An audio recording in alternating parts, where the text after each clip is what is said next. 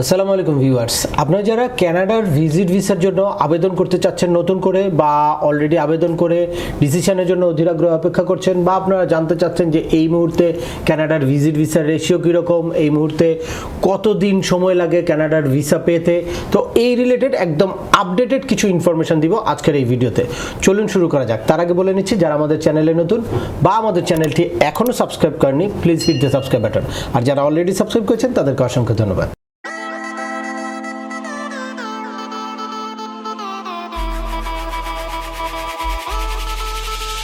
Welcome back, আপনাদের সাথে আছে আমি সিএম আমিনুল বাহার। আমাদের এই চ্যানেলে ইউএসএ, কানাডা, অস্ট্রেলিয়া, ইউকে সহ ইউরোপের বিভিন্ন দেশের ভিজিট, পড়াশোনা, ওয়ার্ক পারমিট এবং মাইগ্রেশন সংক্রান্ত বেশ কিছু আপডেটেড ইনফরমেশন আছে। আপনারা যারা যেই টপিকস ইন্টারেস্টেড দয়া করে ওই রিলেটেড সকল ভিডিওগুলো দেখবেন। এরপর ছোটোখাটো প্রশ্ন থাকলে ভিডিওর নিচে কমেন্টস করবেন। আর তারপরেও একান্ত কোনো ব্যক্তিগত পরামর্শ বা আমাদের কোনো সার্ভিস নিতে চাইলে ডিসক্রিপশনে থাকা হোয়াটসঅ্যাপ নম্বরে অ্যাপয়েন্টমেন্ট বুক করে সরাসরি যোগাযোগ করতে পারেন। অ্যাট দ্য সেম টাইম আমাদেরকে ইমেল করতে পারেন এবং আমাদের ফেসবুক পেজটি ফলো করে সবসময় আমাদের সাথে যুক্ত থাকতে পারেন। তবে অবশ্যই আপনাদেরকে বুঝে নিতে হবে যে আমাদের রিয়েল ইউটিউব চ্যানেল বা কোনটার সাথে আমি সরাসরি জড়িত বা ফেসবুক পেজ কোনটা আমার নিজের নামে আছে বা এবি কনসালটেন্সির নামে আছে, এগুলো একটু দেখে জেনে শুনে তারপর অথেন্টিক মানে আমার রিয়েল যেই পেজগুলা বা রিয়েল যেই ইউটিউব চ্যানেলগুলো সেটা ফলো করতে হবে। আমার নামে বেশ কিছু ফেক ইউটিউব চ্যানেল বা ফেসবুক পেজ আছে, এগুলোর ব্যাপারে আপনারা সতর্ক থাকবেন। এ নিয়ে চলে আসি আজকের মূল আলোচনায়। রিসেন্টলি আমি দেখতে পাচ্ছি বিভিন্ন এজেন্সি ওই যে 23 সালের ডিসেম্বর পর্যন্ত বা 24-এর জানুয়ারি ফেব্রুয়ারি পর্যন্ত ভিসার রেশিও ভালো ছিল ওই জিনিসটাকে মার্কেটিং করছে বা ওই কথাটা বলে এখনও ফাইল নিচ্ছে এবং এখনও অনেক মানুষের কানাডায় ভিসার জন্য অ্যাপ্লিকেশন করছে, মানে যে কোনো রকম ফাইল মানে এলিজেবল না, যে মানে ইন্ডিয়া ভিজিট করা, মিনিমাম 2টা কান্ট্রি ভিজিট করা, ব্যাংকে ফান্ড নাই তারপরেও তাদের কাগজপত্র বানিয়ে দিয়ে তারপর সাবমিশন করছে। কিন্তু রিসেন্ট কন্ডিশনটা হচ্ছে এখন কানাডার ভিসার রেশিও আসলে খুবই কম, এটা হচ্ছে রিয়েলিটি। কিন্তু অনেকেই যে হ্যাঁ এখন ভালো ভিসা দিচ্ছে, আসেন আপনারা আবেদন করেন ভিসা দিয়ে দিবে, এই সময়টা এখন আর নাই।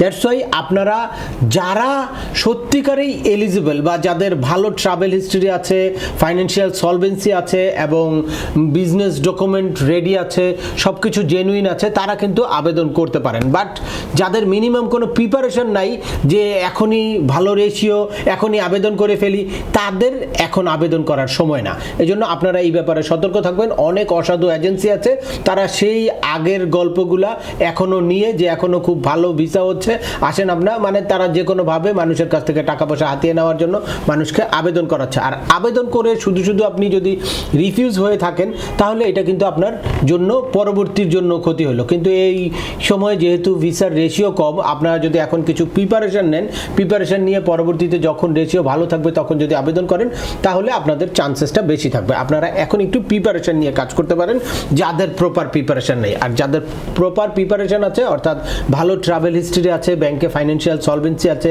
রেগুলার ট্রানজ্যাকশন আছে, আপনার ইনকামের একটা রিফ্লেকশন ব্যাংকে আছে, তারা কিন্তু এখনও আবেদন করতে পারেন। ভিসা যে দেয় না টোটালি তা না, কিন্তু কম্পারেটিভলি ওই 23 সালের বা 24 সালের শুরুর দিকে যেই পরিমাণ রেশিও ছিল ওই রেশিওটা এখন অনেক কমেছে।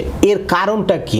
এর কারণ হচ্ছে যারা ওই সময় ভিসা নিয়ে কানাডাতে ঢুকেছে তারা ম্যাক্সিমামই ওই ভিসাটার মিস ইউজ করেছে। অনেকেই ভিজিট করতে গিয়ে ব্যাক করে আসে নাই, অনেকেই রিফিউজি ক্লেম করেছে, অনেকে অ্যাসাইলাম ক্লেম করেছে, অনেকে অবৈধভাবে আছে। দ্যাটস ওয়াই বাংলাদেশি পাসপোর্টের উপর বা বাংলাদেশি পাসপোর্ট হোল্ডারদের উপর, বাংলাদেশি সিটিজেনদের উপর একটা নেগেটিভ ইফেক্ট পড়েছে। তো এই জিনিসটা কাটতে একটু সময় লাগবে, তো আপনারা একটু ওয়েট করেন। আর এই সময় আপনারা নিজেরা একটু নিজেদেরকে প্রিপেয়ার করতে পারেন যাতে যখন আবার ভিসার রেশিও ভালো হবে বা কানাডার আইআরসিসির মানে একটু পজিটিভ মেন্টালিটি আসবে বাংলাদেশের প্রতি, এই জিনিসটা কেটে যাবে, তখন আবার আপনারা আবেদন করতে পারবেন। আর যদি একান্ত আবেদন করেনি তাহলে অবশ্যই আপনাদেরকে প্রপারলি আবেদনটা করতে হবে। আপনারা একটা জিনিস মনে রাখবেন যে কানাডাতে আপনারা যখনই ভিসার জন্য আবেদন করবেন আর যেই ডকুমেন্টগুলো দিবেন, যেই ইনফরমেশনগুলো দিবেন, এইগুলো কিন্তু আপনার তাদের হিস্ট্রিতে থেকে যাবে। পরবর্তীতে যখন আপনারা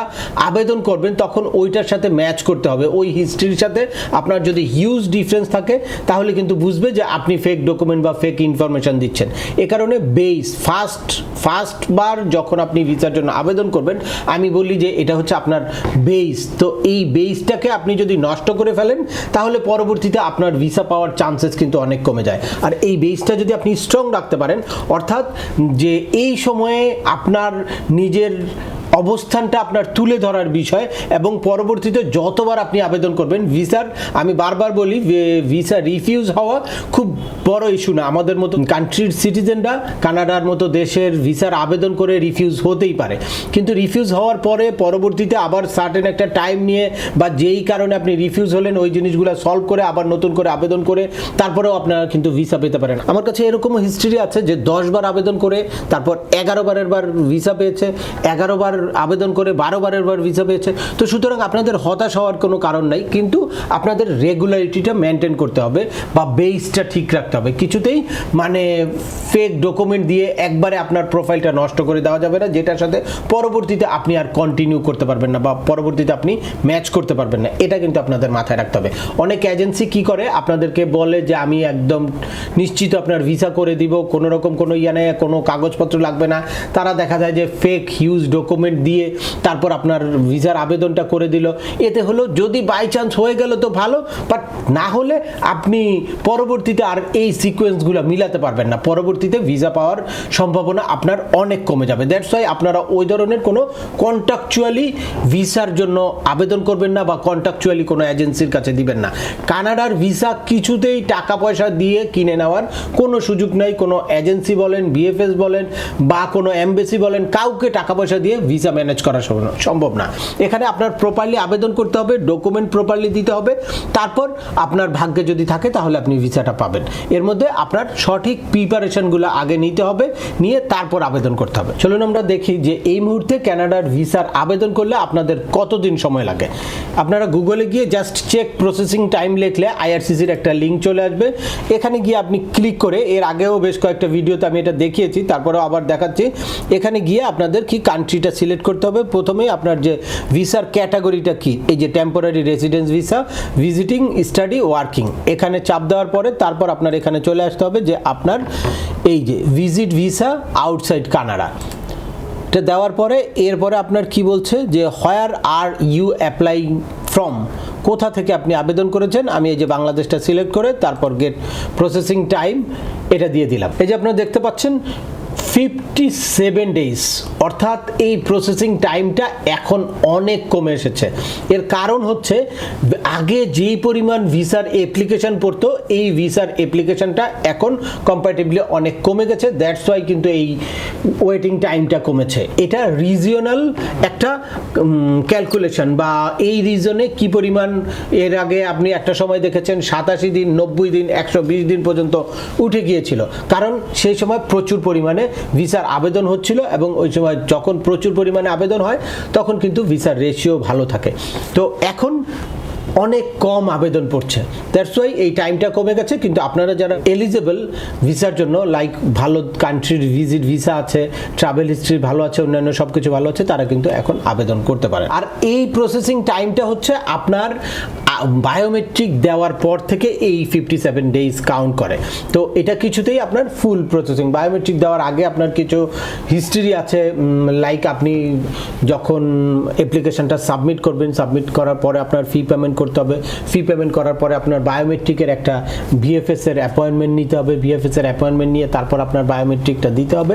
বায়োমেট্রিক দেওয়ার পর থেকে এই টাইমটা কিন্তু এখন নর্মালি, যদিও এখানে 57 ডেজ দিচ্ছে, কিন্তু আমরা মানে প্র্যাকটিক্যালি যেটা দেখছি সেক্ষেত্রে আরও কম সময় লাগছে, 20-25 দিনের মধ্যেও রেজাল্ট পেয়ে যাচ্ছে। তো আজকের ভিডিওটি আর দীর্ঘায়িত করছি না। আশা করি এই ভিডিও থেকে আপনারা কানাডার ভিজিট ভিসা সংক্রান্ত লেটেস্ট কিছু ইনফরমেশন পেয়েছেন, অর্থাৎ কারা এখন আবেদন করতে পারে বা ভিজিট ভিসার রেশিও কীরকম এবং কেমন সময় নিচ্ছে এখন আইআরসিসি ভিসা দিতে। তারপরেও আপনাদের যদি এই সংক্রান্ত কোনো রকম কোনো প্রশ্ন থাকে অবশ্যই আমাকে কমেন্টস করে জানাবেন। আর খুব রিসেন্টলি আমি আরেকটা ভিডিওতে যে কানাডার ভিজিট ভিসার জন্য কী ধরনের প্রস্তুতি আপনারা নিতে পারেন সেটা নিয়ে ডিটেলস আলোচনা করব।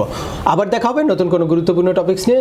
সে পর্যন্ত সবাই ভালো থাকবেন, সুস্থ থাকবেন এবং আমাদের চ্যানেলের সাথেই থাকবেন। আল্লাহ হাফেজ।